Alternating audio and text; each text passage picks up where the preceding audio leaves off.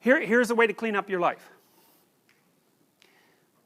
Stop doing the things that you know are wrong that you could stop doing.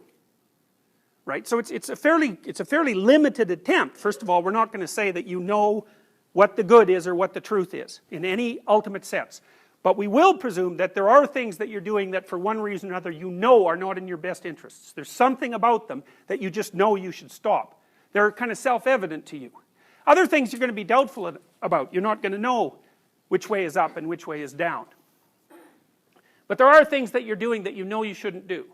Now, some of those you won't stop doing for whatever reason. You don't have the discipline, or maybe there's a secondary payoff, or you don't believe it's necessary, or it's too much of a sacrifice, or you're angry or resentful or afraid. Who knows? So forget about those for now. But there's another subset that you could stop doing. It might be a little thing. Well, that's fine. Stop doing it and see what happens. And what will happen is your vision will clear a little bit. And then something else will pop up in your field of apprehension that you will also know you should stop doing, and that you could stop doing, because you've strengthened yourself a bit by stopping doing the particular stupid thing that you were doing before. That just puts you together a little bit more. And you could do that repeatedly for an indefinite period of time. And you know, that doesn't necessarily mean that you're going to ever be able to formulate a clear and final picture of what constitutes the truth and the good. But it does mean that you'll be able to continually move away from what's untruth and what's bad. And, you know, that's not a bad start. Now, Solzhenitsyn, who we'll talk a lot about in the next lecture, Solzhenitsyn was a great Russian writer. He wrote a book called The Gulag Archipelago, which was instrumental in bringing down the Soviet Union. And Solzhenitsyn, like Viktor Frankl, who you'll also read, was very much convinced that the reason the horrors of the Soviet Union and of Nazi Germany and of Mao's China and various other places around the world, he was very convinced that the reason those horrors took place, the death and torture of hundreds of millions of people, was because the individuals that made up those societies were inauthentic in their own use of thought and speech.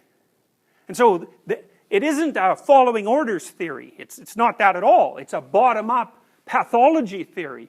It's the reason the whole state is pathological is because the individuals that compose it are pathological, not because they're good in following orders.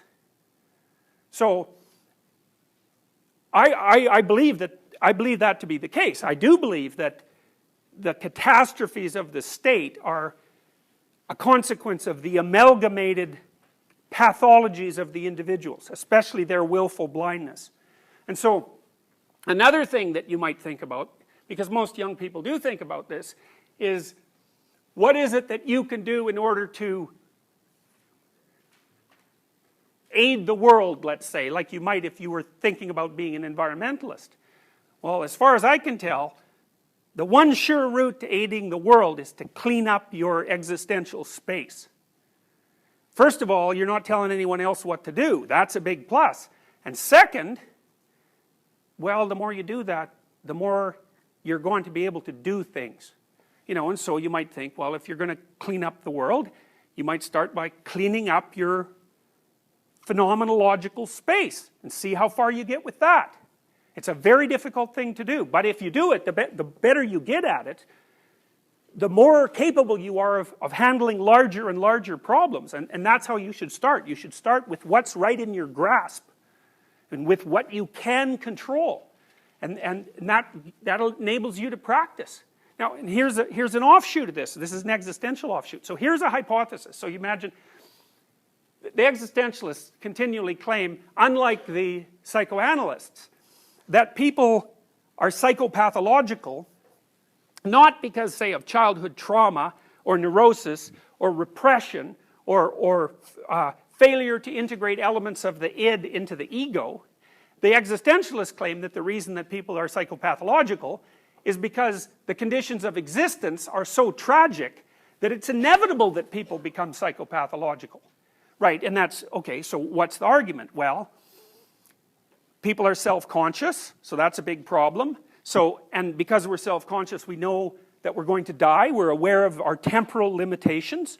So that's a real catastrophe, because no other animal has that problem. Like elephants look like they've got some kind of a dim apprehension of it, but they're not articulate, so they can't really get to the final stage of, you know, assessing their existence in relationship to its finitude. And of course everyone knows that they're prone to illness of all sorts, and aging, and that, you know, so is everyone else they know, and that you can be damaged incomprehensibly by untruth and by falsehood and by betrayal, you know, and also that there's 150 things wrong with you that you're acutely aware of at almost all times. So you fall short of perfection along pretty much any axis of comparison that you wish to generate. And so the existential point of view on that is that all of that's enough to make the default condition of human beings psychopathological. It's like the weight of existence itself is sufficient to make normal pathological. And it's a very powerful argument, because one of the things you might ask, and it's certainly something I've asked when I've dealt with people who have agoraphobia, for example, who are afraid to go out. You know, they're afraid to go out because they might have a heart attack, and then they'll be too far away from the hospital, and then they'll die while they make fools of themselves. That's basically the agoraphobic sphere. So it's biological mortality plus social exposure, right? It's bad enough to die, but if you die in public while everyone's looking at you, then, you know, you get the worst of both worlds. And it is, to me, it's not such a mystery that people are agoraphobic. It's a mystery that other people aren't. You know, and from the existential point of view, the mystery starts to become the ubiquity of normality, given the intolerable conditions of existence. It's a much more powerful viewpoint, and I think it's correct too, because there's no reason to assume that the default condition of mankind is like calm, rational acceptance of fate. It's like you have to have very, very specific conditions that you're in before you're calm and you know, feeling comfortable and sort of hopeful about the future. It's like that's a rare state to achieve. We can assume that's normal, at least to some degree in our society, because it's unbelievably technologically sophisticated, and we're not hungry that often, we're not cold that often, or, you know, or even sick that often. But to think of that as the norm, it's like, no, definitely not. It's a miracle that it's ever like that. Now, the other claim the existentialists make, fundamentally, is something like this. Is like, well, if the fundamental conditions of existence are tragic, at minimum, because there's worse, there's evil too, which is different than tragedy. Because evil is sort of like unnecessary tragedy. You know, because there's earthquakes, say, and, you know, who are you going to blame about that?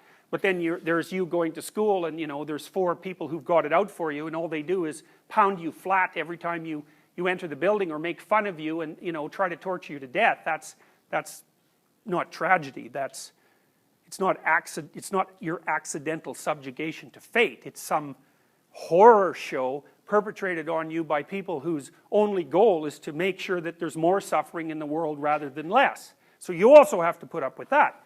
But we'll leave that aside for the time being. You're stuck in your pathology because the conditions of existence are intolerable to a self-conscious being. We'll say that. So then you might ask, well, what could you do about that? Well, here's one potential answer. And that answer is, see what happens if you stop doing things you know to be inadequate and wrong. So the hypothesis is every time you engage in an activity like that, you weaken yourself. You put yourself down first, you remove your own self-confidence, but you also fail to take the opportunity to expand your domain of competence. What would life be like if you didn't do that? And the existential claim is, it's a weak claim in some ways. The claim is, well, there's 2. One is, if you don't do that, if you don't try to fix the things that you could fix, things will go from bad to worse for your life, and that will spread out, and it will take everyone else's life along with it. So that's on the negative end. So you don't do it because of the negative end. But then there's a positive claim too, which is maybe if you stopped bullying yourself, the tragic conditions of existence would become bearable because you would be strong enough to tolerate them. And it's analogous to Jung's idea of progression towards the self. It's because Jung has a very strong existential theme underlying his work, derived mostly from Nietzsche. But it's the most optimistic, it's the only optimistic hypothesis I've ever seen in psychology. Truly optimistic hypothesis, because there's other hypotheses like the positive illusion hypothesis, which is basically life is so tragic that you have to tell yourself, you know, happy falsehoods just so you don't go insane, and that's what normal people do, which I think is an absolutely appalling philosophy. It's the ultimate in cynicism, that. But still, that, you know, there's a huge literature on the supposed utility of positive illusions. And then there's also the associated sort of terror management hypothesis, which is that the purpose of your belief systems is to protect you from the anxiety of death, which is sort of a variant of the Freudian idea that religion was a childish delusion designed to protect people from terror of their own mortality. It's a very powerful critique of religion, although it's one that I happen to think is wrong. I mean, one of the problems with Freud's formulation is that it fails to deal with, you know, concepts like the underworld and hell. I mean, if you're going to just whip up a belief system to protect yourself against the fear of death, why in the world would you envision something like an eternity of suffering worse than death if you ever step out of line? It's very hard to understand how that's a defense mechanism. Now, a cynic would say, well, the only reason that, say, Christians invented hell, even though they didn't, it's a very old idea, is so that they had somewhere convenient to put people who didn't agree with them. But you have to be unbelievably cynical to assume that that's the only reason. And I don't think there's any historical support for the idea that that's the only reason.